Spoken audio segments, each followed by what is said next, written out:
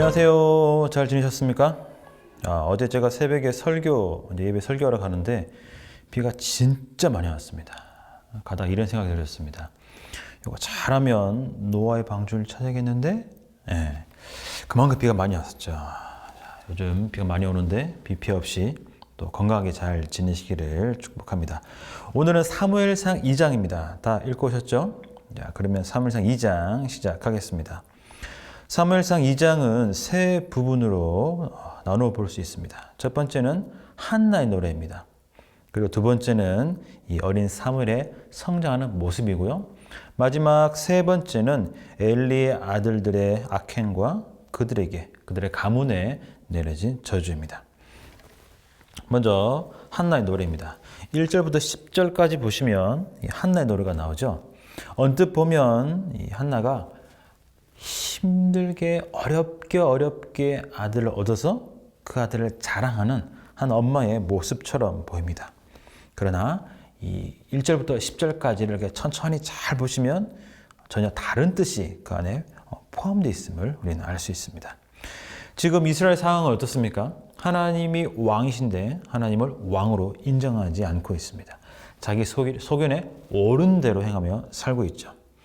오늘 이 한나의 노래를 잘 보시면 이 한나의 입술을 통해서 하나님은 여호와 하나님이 어떤 분이신지를 이스라엘 백성들에게 말씀해 주고 계십니다. 이 한나의 노래는 이 세상에 있는 모든 것을 주관하시는 유일한 왕이신 여호와 하나님을 노래하고 있습니다. 찬양하고 있습니다.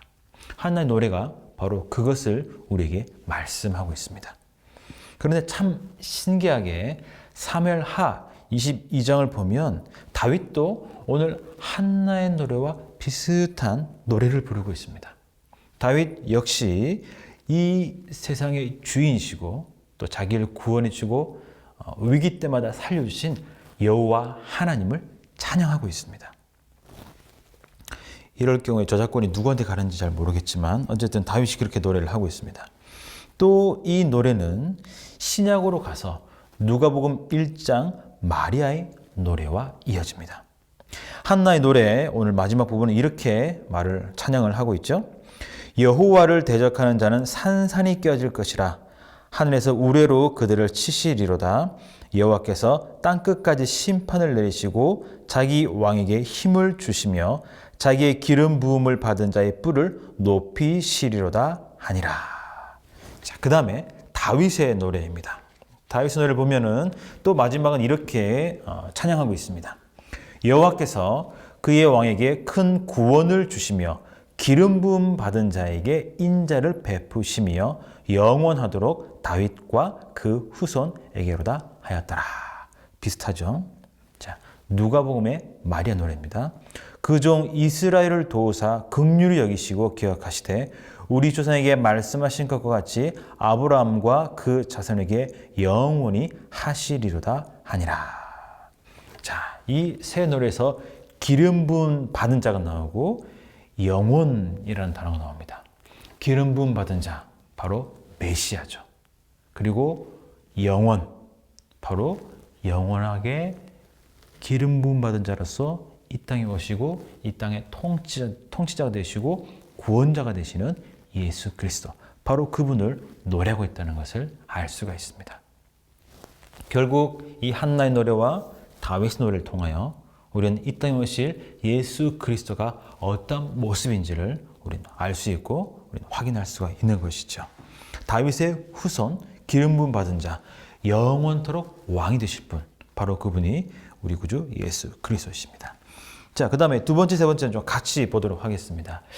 한 장씩을 좀 나누려고 했는데, 묵상을 좀 나누려고 했는데, 너무 양이 많습니다. 시간에 비해서. 그래서 일단 계획했던 거니까 당분간 한 장씩 하고요. 다음에 기회가 되면 조금 더 이렇게 짧게 본문을 잡아서 좀 깊이 있게 좀 나누도록 하겠습니다. 자, 두 번째, 세 번째는 하나님의 사람으로 자라는 어린 사무엘의 성장하는 모습과 동시에 엘리의 두 아들들이 타락하는 모습을 우리에게 보여주고 있습니다. 자, 사무엘과 엘리 아들도 한번 비교해 볼까요? 두 사람은 출발점이 다릅니다. 그렇죠? 사무엘은 좀 괜찮은 집안의 아들입니다. 하지만 이에 비해서 엘리 아들들은 어떻습니까? 이스라엘의 제사장 엘리 아들입니다.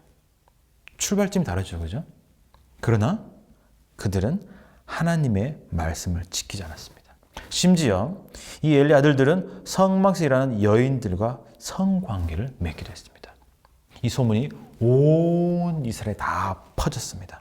이를 바로 잡아야 되는 아버지 엘리는 아들을 제대로 훈계하지 못하고 그냥 내버려뒀습니다. 하나님 어떻게 하셨을까요? 결국 27절 이어 보시면 하나님의 엘리의 가문에 저주를 내리셨죠. 이 저주는 열왕기 상에서 그대로 이루어졌습니다. 열왕기 상입니다. 잘 기억해 주세요. 엘리와 엘리 아들들은 단순한 잘못을 한 것이 아니죠. 하나님을 무시한 것입니다. 자, 이에 비해서 사무엘은 다릅니다. 사무엘은요, 18절과 21절에 보시면 사무엘은 여호와 앞에서 섬겼다, 자랐다라고 말씀하고 있습니다. 또 이 말씀 듣고 매일 교회 와야 되는구나 라고 하시면 안 됩니다. 네, 매일 교회 안 오셔도 괜찮습니다. 이것은 항상 말씀 가운데 있었다라는 것이죠. 이때 여호와 앞이라는 것은 여호와 얼굴이라는 뜻입니다. 그러니까 하나님 보시는 것을 항상 기억하며 살았다라는 뜻도 되지요. 엘리 아들들은 참 좋은 것을 가지고 있었습니다. 제사장인 아버지가 있었죠. 그래서 하나님 말씀을 쉽게 접할 수 있었습니다. 하나님을 어떻게 섬기는지 잘 볼 수 있었죠. 그러나 그들은 하나님께 드린 제사법을 무시했습니다. 자기 눈에 보기에 좋은 대로 행하였습니다. 결국 하나님을 무시했죠. 이에 비해서 사무엘은 좀 불리한 입장입니다. 부모와 떨어져 지냈고 아버지에게 보고 배울 만한 시간이 없었습니다. 그러나 사무엘은 항상 하나님 앞에 있었고 말씀을 가까이 했습니다. 오늘 우리는 이 말씀을 보고 어떻게 살아야 될까요? 우리 각자 상황은 많이 다릅니다. 믿음이 있고 없고를 떠나서 많이 다르죠. 부유한 집에서 태어나기도 했고 좋은 환경을 가진 경우도 있습니다.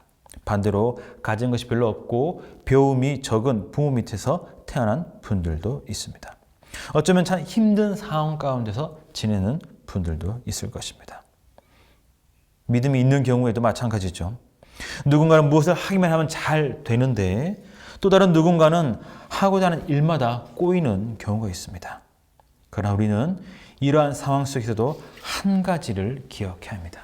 무엇이냐면 우리는 비록 이 땅에서 살고 있지만 하늘에 속한 하늘 백성이라는 사실이죠. 우리가 이 땅에 살고 있기 때문에 당연히 이 땅에서 필요한 것들이 있습니다. 그것을 무시해서는 안 되죠. 먹는 것, 입는 것, 자는 것, 자동차, 집, 옷 다 필요하죠. 이런 것을 얻기 위해서 열심히 사는 것은 당연합니다. 또 이런 축복을 누리기를 간절히 소망합니다. 이런 거 다 필요 없어 그러시면 안 됩니다. 저도 먹는 것 좋아합니다, 여러분. 이왕이면 좋은 옷, 좋은 것을 누리고 싶죠. 그러나 우리에게 가장 중요한 것이 있습니다. 그것은 무엇이냐면 하늘 백성으로서 항상 하나님 앞에서 사는 삶입니다. 어쩌면 우리가 가진 것이 적어서 힘들 수가 있죠. 몸이 아플 수도 있고 주변의 환경이 좀 답답할 수도 있습니다.